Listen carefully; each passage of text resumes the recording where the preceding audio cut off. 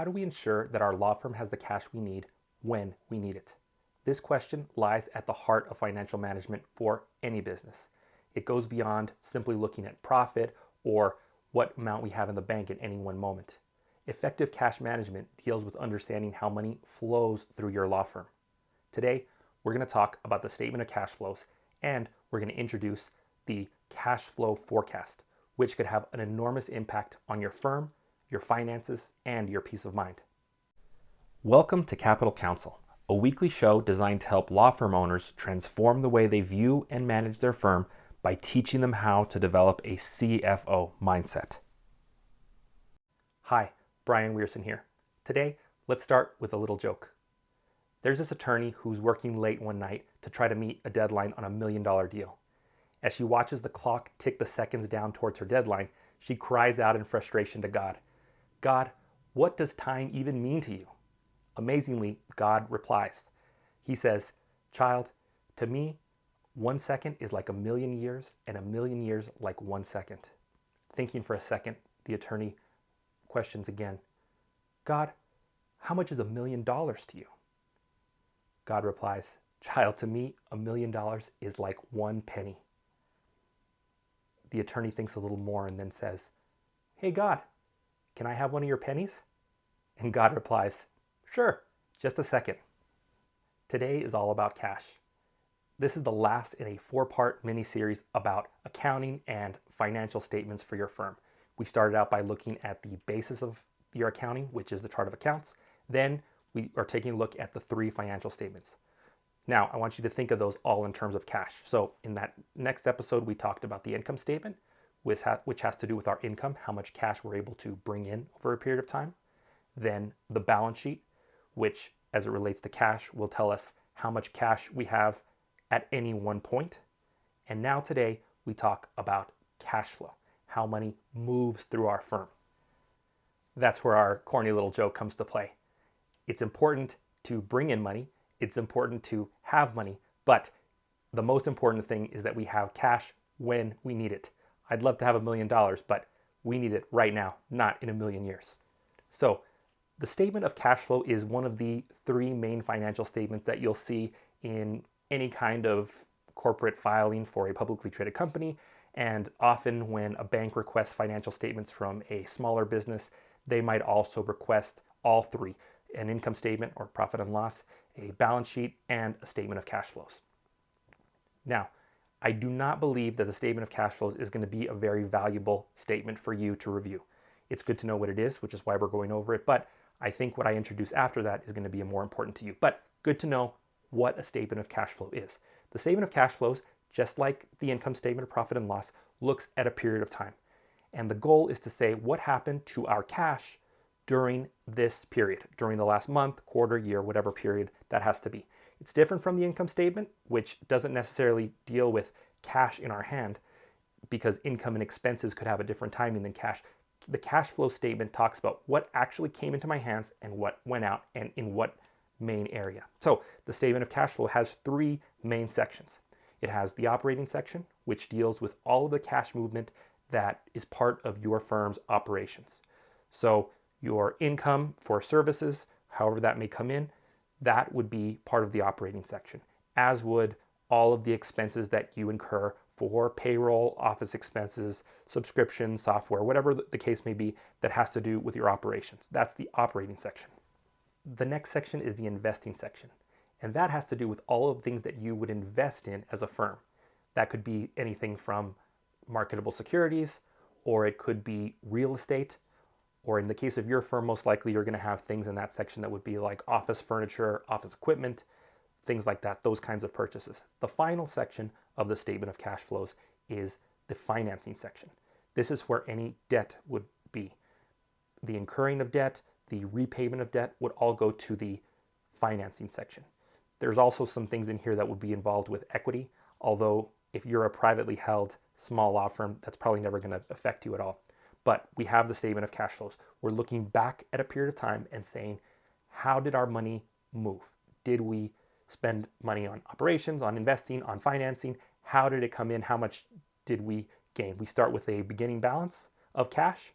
We look at all our cash inflows and outflows, and at the end, we have our ending balance, and it should tie to what's on your books for your cash balance. Now, this is a great statement in some ways, but for you, the owner of a small law firm, I think that there are some shortcomings. First of all, almost everything that you do should fall under just the operating section. Remember, one of the pillars of the CFO mindset is simplicity, which means we are not going to try to make things overly complicated. When it comes to investing, as you gain cash, as you mature as an individual financially, you're going to want to have investments. However, that's not something we're probably going to do through our firm.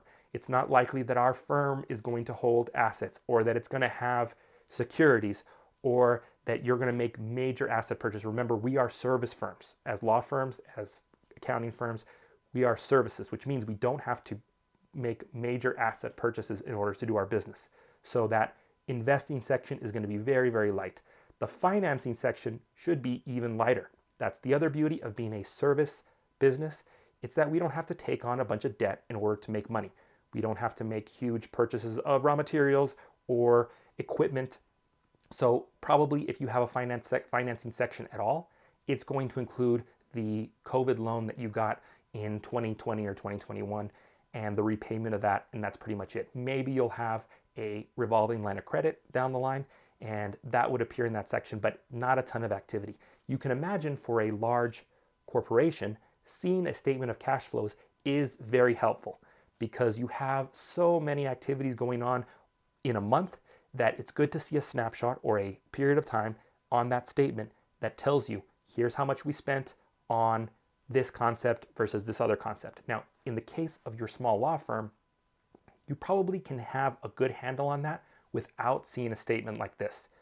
You're probably not going to open a statement of cash flows and be shocked to find that you took on $500,000 of debt. That's going to be something that you're well aware of. So while it's good to know what the statement of cash flow is, what can we use that's more important? Now, cash flow management is still absolutely critical to our operations.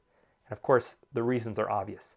It's good to have cash at some point, but it's better to have the cash that I need when I need it.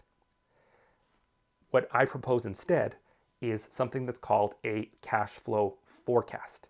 And in that, you take a look at what you expect to happen in the future, and you're able to put in the income and the expenses that you expect so that you can worry about not just having cash or making cash, but actually having the timing of cash to have it at the right time. Now, let me tell you before I get too much into this, this is only going to be an introduction into the cash flow forecast. And that is because I offer a free training through Consilium-CFO.com that is a cash flow for law firm owners mini course. And you can go on there, you can put in your email and log in, and you'll have lifetime access to that training. And right now it's about 40 minutes, and I'm working on an update right now that will kind of improve the presentation a little bit, but the facts and the explanation is still the same. But if you want to see the detail, you can get in there, watch the video as many times as you want for as long as you want to. And you also have access to the spreadsheet, which is a template that I recommend for this process. So if you want to get into that after you watch this introduction, check out that at Consilium-CFO.com, and you'll see the link right on top to take you to that cash flow training. Now, today, we're going to go over just a short introduction, and I'll tell you what we're doing with our cash flow forecast. The cash flow forecast that I propose looks back 2 weeks and forward 6 weeks.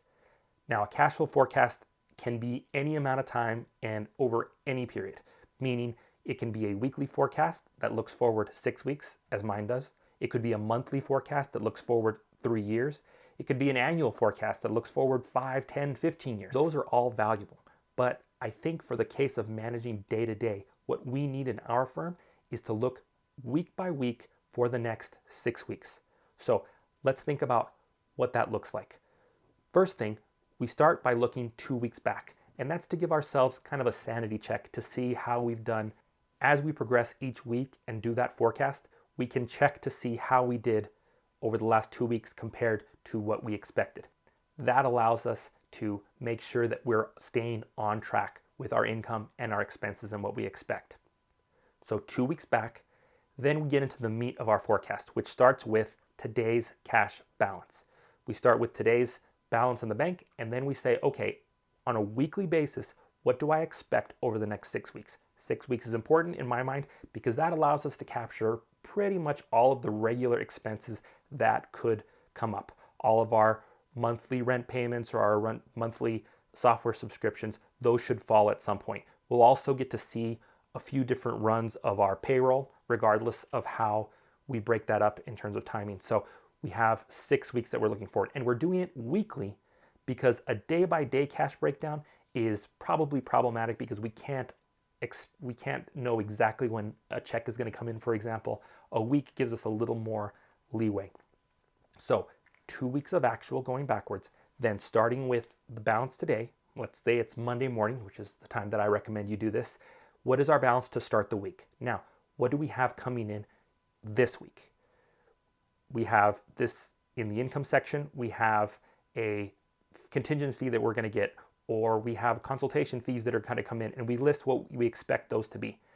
We do that for this week, then we do that for the 5 following weeks. Obviously, the accuracy is going to diminish over 6 weeks, but it's still a good exercise because it helps us to see into the future.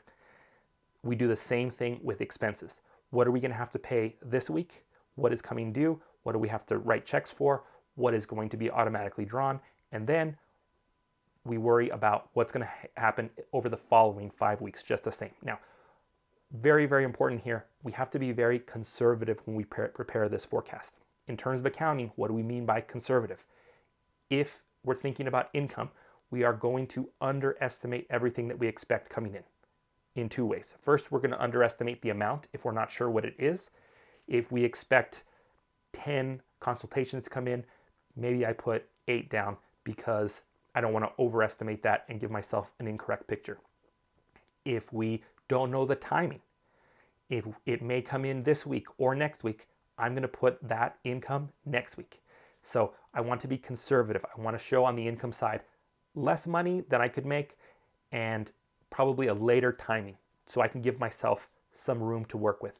When it comes to the expenses, conservatism means exactly the opposite, right? If I'm not sure how much an expense is going to be, I'm going to overestimate it. If I have hourly employees that work between 30 and 35 hours a week, I'm going to assume 35 hours because that's going to give me a clearer picture.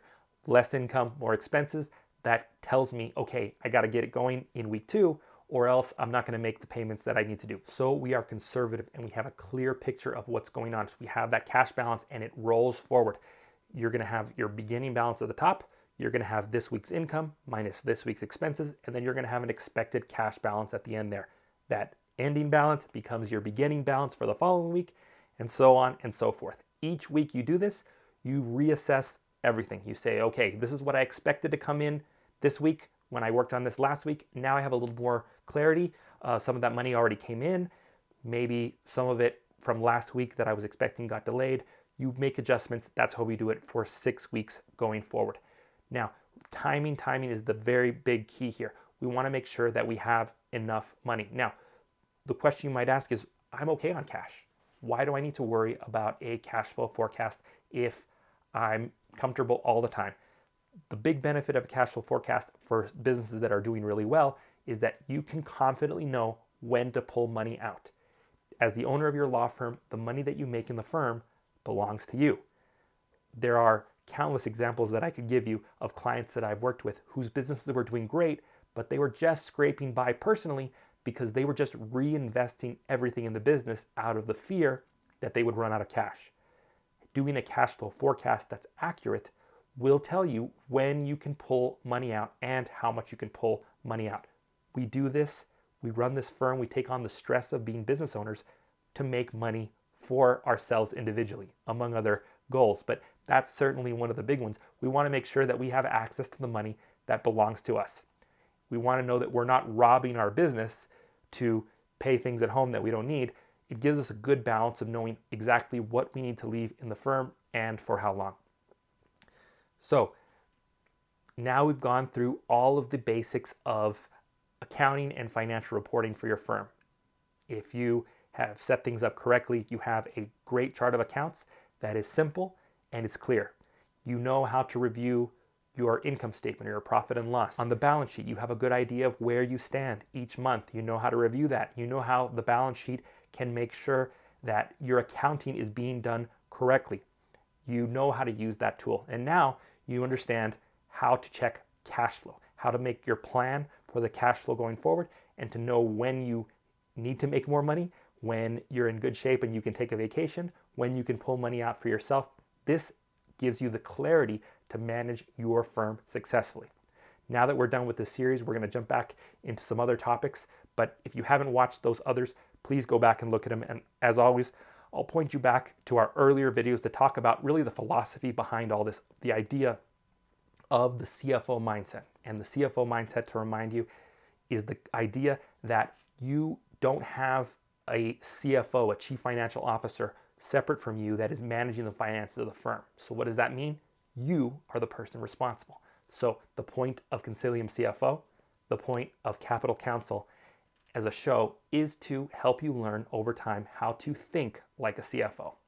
We're not going to develop all the skills of a bookkeeper or a tax preparer, but we are going to learn how to think about our firm as if we were a chief financial officer. And that will really transform the way that you manage everything that you do.